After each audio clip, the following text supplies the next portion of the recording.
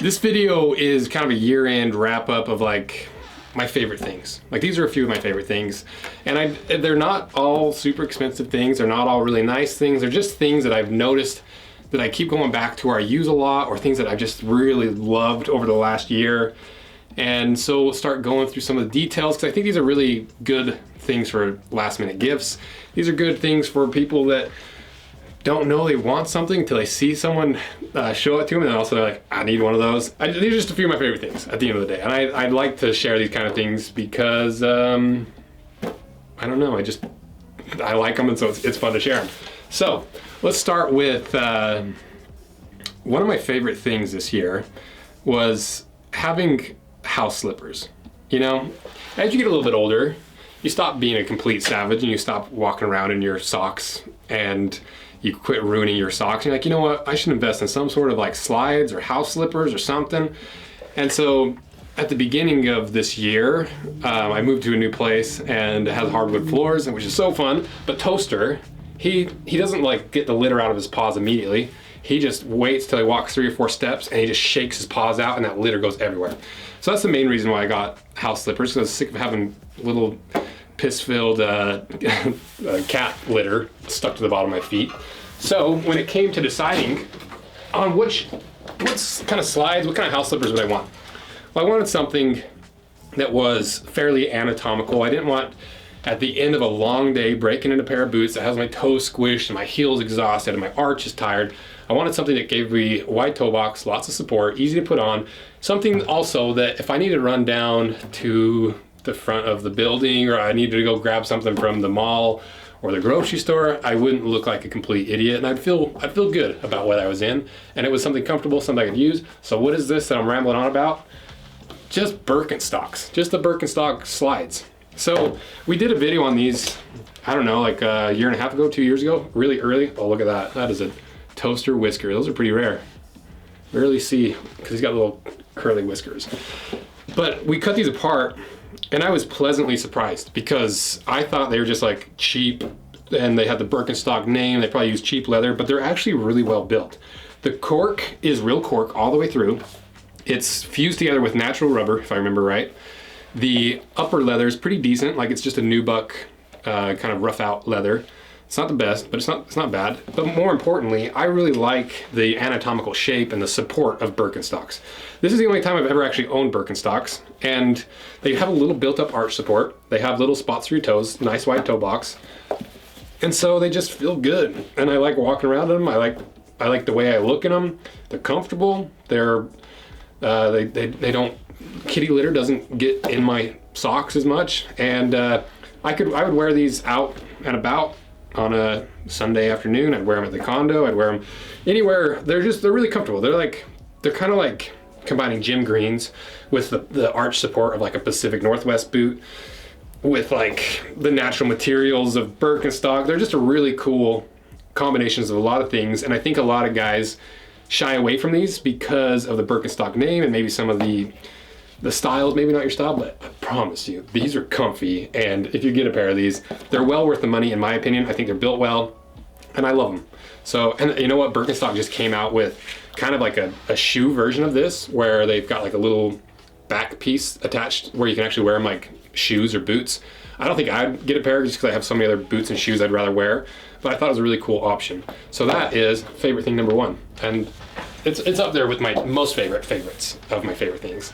So next, let's talk about my knife. So this is an interesting one because you'd assume maybe that I would just have really expensive tastes in knives, and I wear all these fancy boots and those like denim and all this stuff, and I got like this Damascus steel blade that was hand forged or something. But you know what?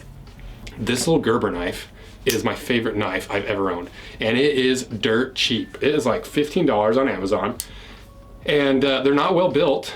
They're not like, I wouldn't say this is like a Gerber quality, because I assumed Gerber was like a pretty decent quality knife, but this is pretty cheap. It's just like a few pieces of metal riveted together.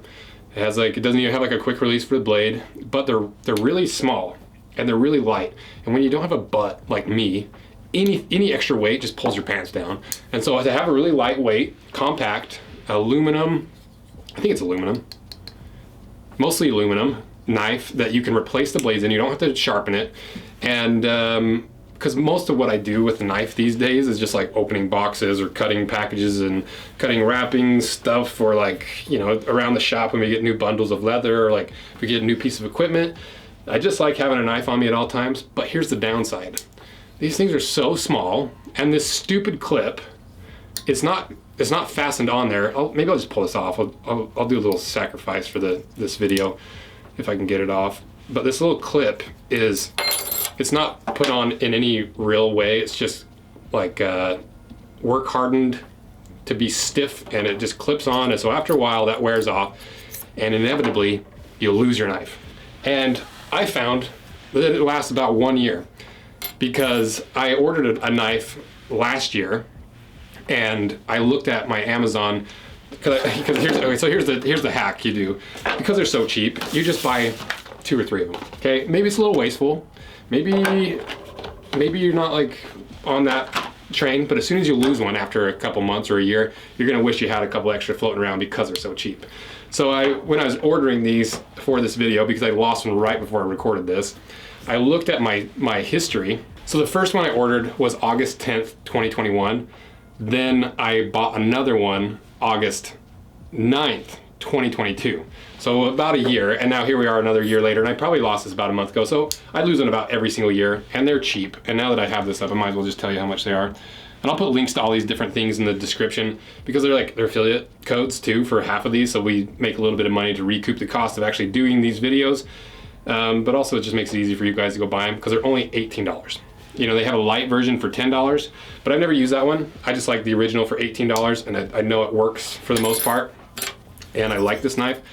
But also at the same time, I feel like I could find a knife manufacturer and make a significantly higher quality version of this.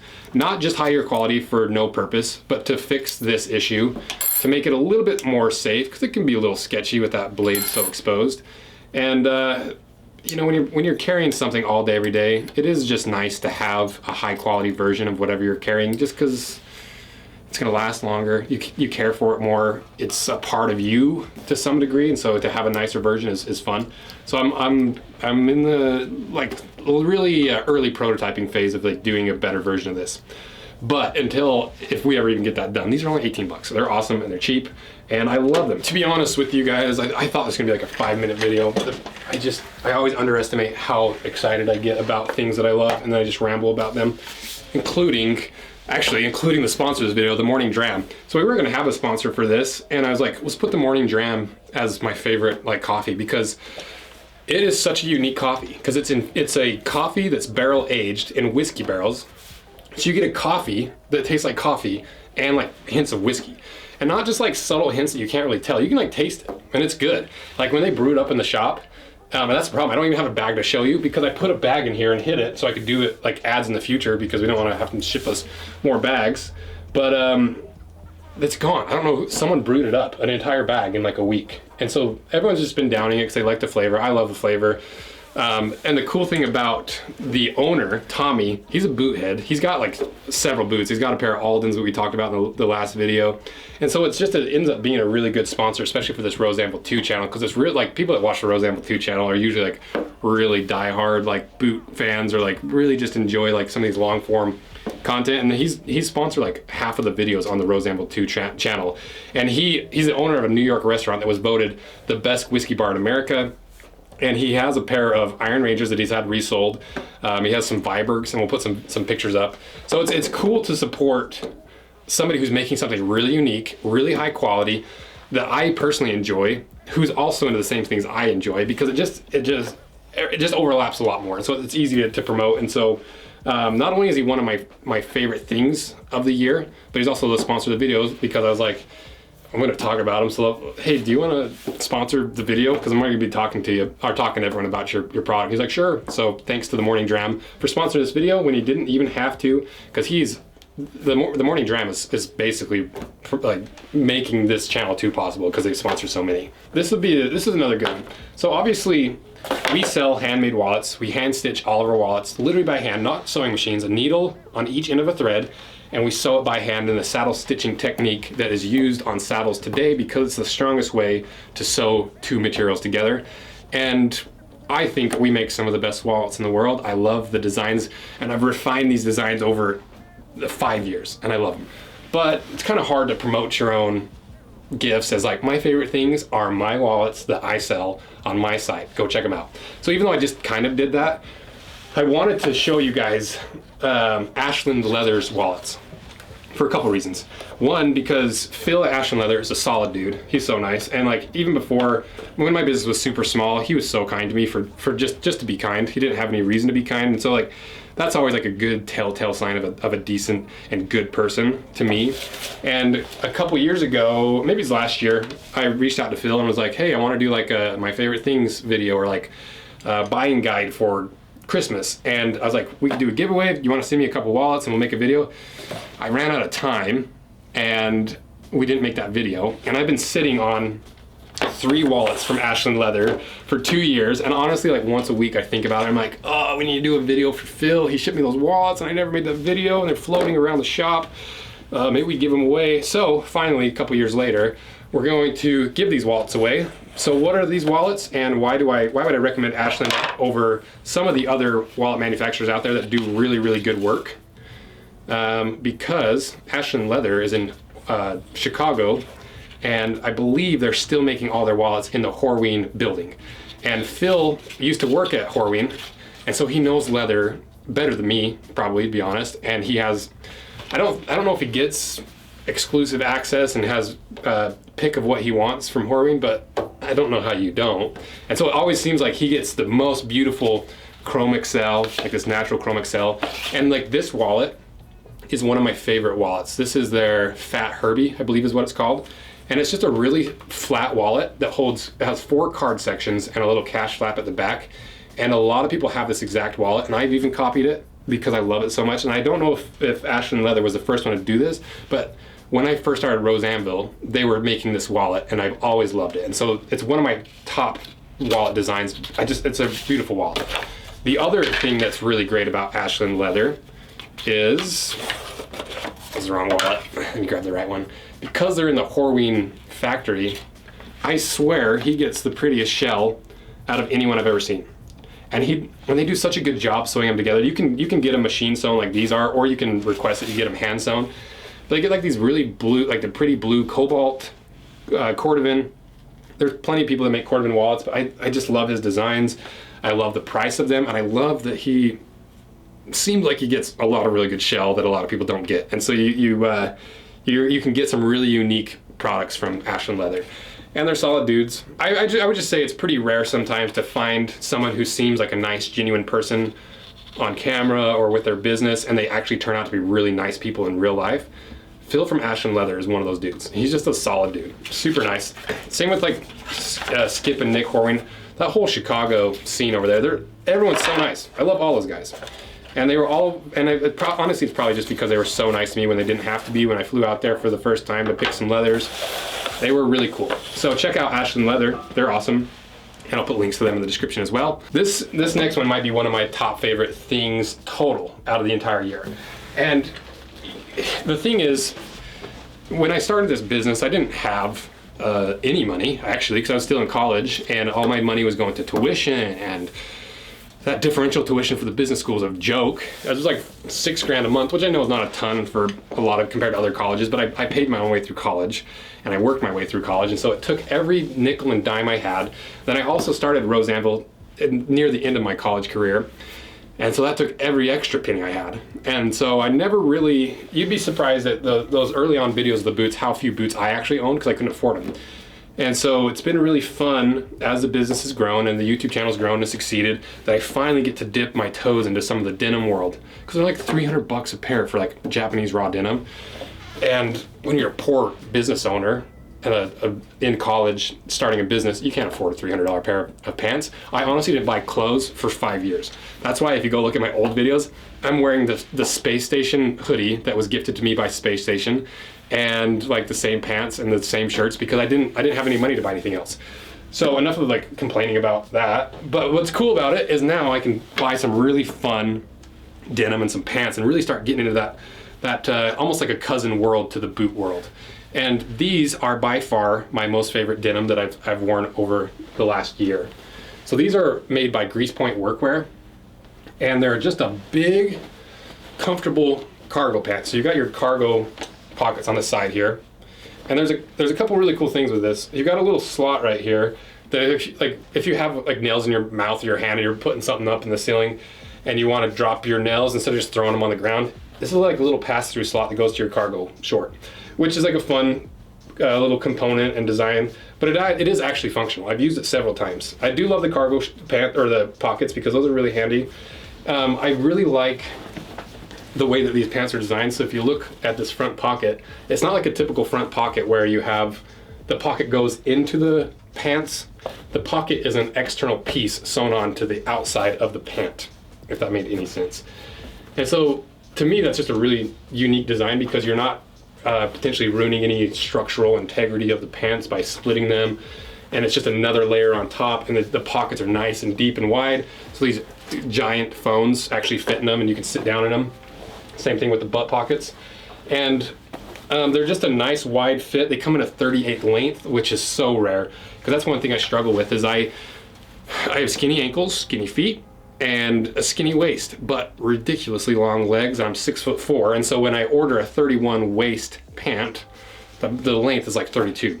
But these I can get in a 31 waist and a 38 length. And for once in my life, I have like pants I can actually cuff and like they bunch up, and it's really cool for me. You know, it's probably pretty common for everyone else, but I like it. And the thing that I really like about, I've already said like my favorite thing like 4 times about these pants, but another one of my favorite things, also it's double knee, which is fun, a little extra protection, which is really nice for this fabric, which is what I was gonna say is another one of my favorite things, is this is a Sashiko fabric. It's a Japanese indigo dyed fabric. And this Sashiko thing is, it's kind of like a weird thing because I think it means repairing denim, but also they call this type of fabric where it's like if you took a microscopic lens and zoomed up on a pair of jeans and then you just macro sized it and made, I don't know if, okay, what I'm trying to say is like, this looks like a giant weave of denim or like canvas, and it's so big and so chunky. And because of that, you would assume it was like really abrasive and like hard to wear, but they're really flexible. They kind of feel like pajama pants, if I'm being honest. And in the morning when it's cold outside, I'm getting ready for the day and I'm like, ugh, do I want to wear these really heavy denim pants that I'm still trying to break in? It's gonna like kind of rub on my thighs and it's, you know, or do I put on my heavy duty pajamas? So that's what I end up doing. I just wear these, I probably wear these more than any other pants. And so check out Grease Point Workwear. They have so much cool stuff, and they're really small, and they do a lot of stuff in small batches. And so you're supporting a really small company that's making some of my favorite jeans. They fit really well. The cut's really nice. I love everything about these jeans. So this is kind of a surprise for pins. I don't know. I've never like wanted anything more than another pin, but the Tactile Turn sponsored a video, or several videos actually, and I've been using this pin, and I do like having a big, chunky, handmade, made in the United States, heavy, solid copper pin. It's fun. And, you know, I don't have to go off for 5 minutes about this, but if you're into pins, Tactile Turn is making some really cool stuff. You got copper, you got brass, you got like tungsten and titanium, a bunch of crazy, I don't think tungsten, I think it's titanium and cobalt or something, but they're really cool. They have this little action that I probably was already fidgeting with. It's like a little bolt action. And you can have like stuff engraved into the little pin holder. I don't know what you call those little, what do you call these? Pin clip?